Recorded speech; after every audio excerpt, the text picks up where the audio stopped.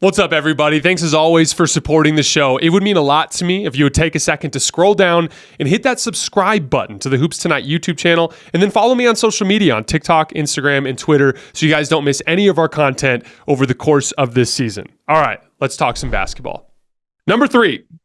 This is one that's going to really piss people off, but hey, we're just going to have some fun with it. The Bucks and Lakers are two very similar teams playing in two very different conferences.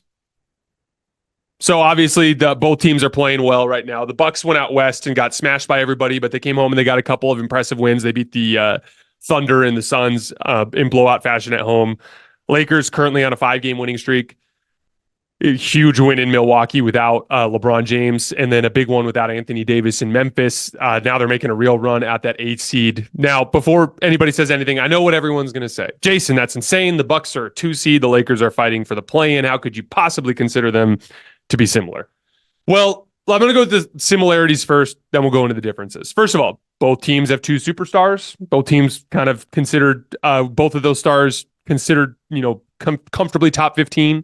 Obviously, both Dame and LeBron are down a level from where their original reputation was, but they're both considered kind of top 15. And then obviously, Giannis is better than all of those guys, but Anthony Davis and Giannis are both considered in like that superstar tier, right? So you both got 2 superstar-led teams, right?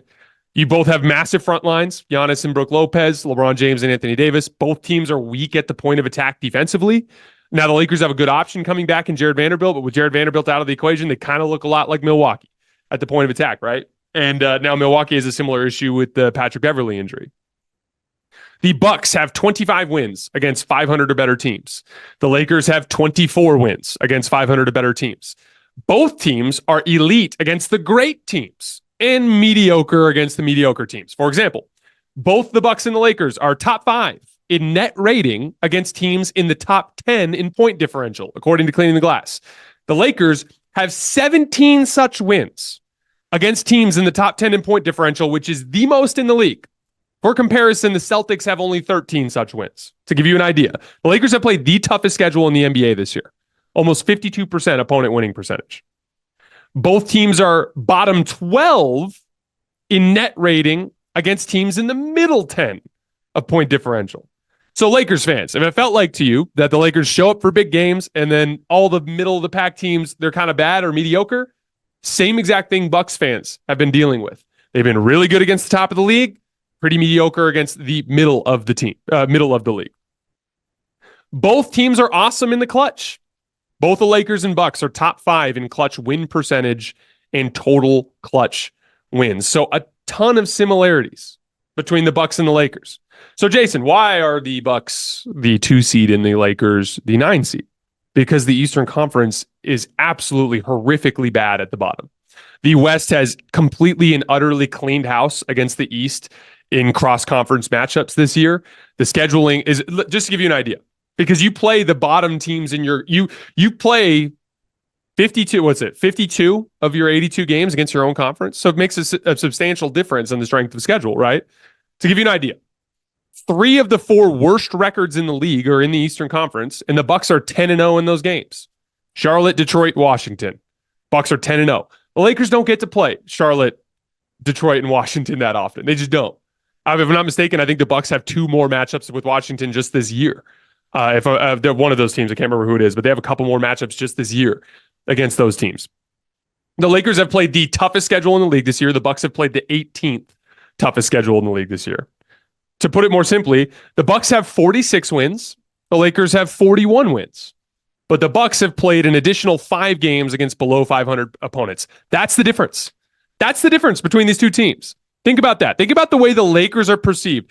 I still, every single day, get countless YouTube comments about how the Lakers are so bad and no team in NBA history would get talked about this much as a 9 seed. They literally have the most wins against top 10 teams in the league. They have 17 of them. They have 1 fewer win against 500 or better teams than the Bucks. They have countless massive national TV wins against really high-level teams. They've played the toughest schedule in the league. They just have a really difficult conference, and they went 3-10 for a brief stretch after the in-season tournament when Darvin Ham literally benched 3 of their 5 highest paid players for no fucking reason. Okay.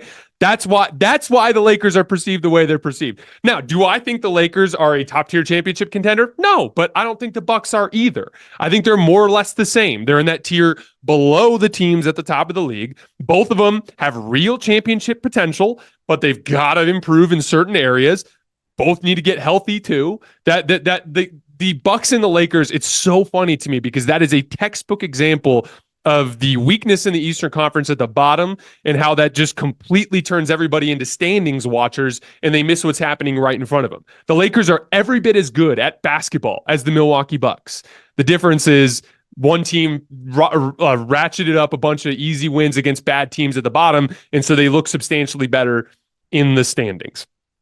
On the Lakers front, before we move on, I think like this latest stretch, honestly, it was fun watching as a fan on vacation. Obviously, I was actually talking with my wife about this. Like, so much of what I do has, the work element to it, right? Even last year, just as someone rooting for the Lakers, it was kind of a pain in the ass having to navigate that while also trying to cover them fairly in the show, right? And obviously, I've never tried to hide from my biases there. I'll just straight up tell you guys, I'm a Lakers fan. Obviously, I have a rooting interest there.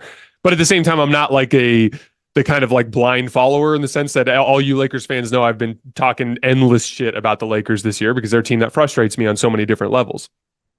But one of the things that's really stood out to me and just getting to watch as a fan was so fun because on this trip, like I literally was just kicking back, having a couple drinks with my wife, watching the game. It just was more enjoyable. It was enjoyable in a different way to just do it as a fan. And that Bucks game was so much fun. Like, just impressive resilience. Some of the craziest plays I've ever seen, like Spencer Dinwiddie when he couldn't buy a bucket all game, just like pulling up in transition from the three-point line and sticking that above the break three. That was insane. Austin Reeves, that might have been his very best game as a professional basketball player. That was insane. The big one to me, though, that's really standing out to me about this Lakers team is they're like legitimately just super hard to guard, which I never would have thought I would say this at the beginning of this season because this has been a mediocre offensive team the entire time I've known them. And I mean the LeBron AD era. They were mediocre offensively in 2019. They were okay to good in the 2020 season, but they weren't particularly good in the half court. They were pretty bad in 2021. They were pretty bad in 2022. They were pretty bad in 2023, and they've been pretty bad most of this year. Like to start this year, right? That's what I've known watching the LeBron AD Lakers since basically January, the beginning of the year. They've been an awesome offense. They're one of the best three-point shooting teams in the league. They have tons of different kinds of shot creation. It's like Austin Reeves can get hot on any given night. D'Angelo Russell can get hot on any given night. Rui Hachimura in the starting lineup has presented a bunch of issues for teams where it's like, okay, I need a big guy to guard Anthony Davis. Okay, here he is. I need a big guy who's pretty fast to guard LeBron James. Okay, cool. I need point of attack defenders to deal with Austin Reeves and D'Angelo Russell and ball screens. Okay, cool. Who's guarding Rui? He's getting guarded by the weakest defender every single game, and he's cooking teams.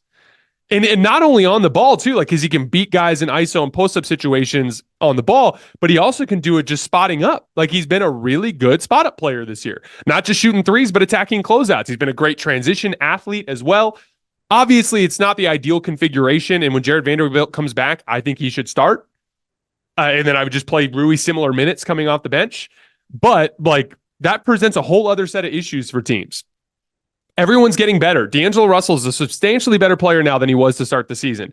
Austin Reeves is a substantially better player now than he was to start the season. He's looking like, even though he's not quite to the level of production he was at in the postseason last year, he is doing at a higher level this year in a more difficult role alongside a bunch of other pieces. This is not brute force, spread the floor, Austin plays pick and roll. He's doing this in the flow of the offense with everybody. Anthony Davis passing out of the post better than ever before. LeBron James having a better offensive season by a mile than he did last year. This is a good offense. This is a really good offense. And again, I don't think they have any chance to win the title unless they can kind of round some things out defensively. Austin Reeves has been really good at the point of attack, even though he's been given some really tough assignments that he really has no business taking care of, but he's done a good job. I thought he did an awesome job on Dame the other night. But like when you slot Jared Vanderbilt in there and put everybody back down in the appropriate defensive roles, if they can get their defense to even in the same stratosphere as their offense, if they can get up in that 10 to 15 range as a defense when they get healthy, that's where their puncher's chance is. Again, I know I'm a fan. I know that it's foolishness to consider the Lakers on the same tier as the teams at the top of the league, and I don't. But I do think they're every bit as good as everybody that's below them, below that Boston-Denver tier. And I think they've shown it in a lot of real ways that they're not getting credit for this year. A really tough Western Conference in a couple of weeks where they were dog shit has completely changed the perception around about the Lakers around the league. And I think that they're worth at least paying attention to here down the stretch.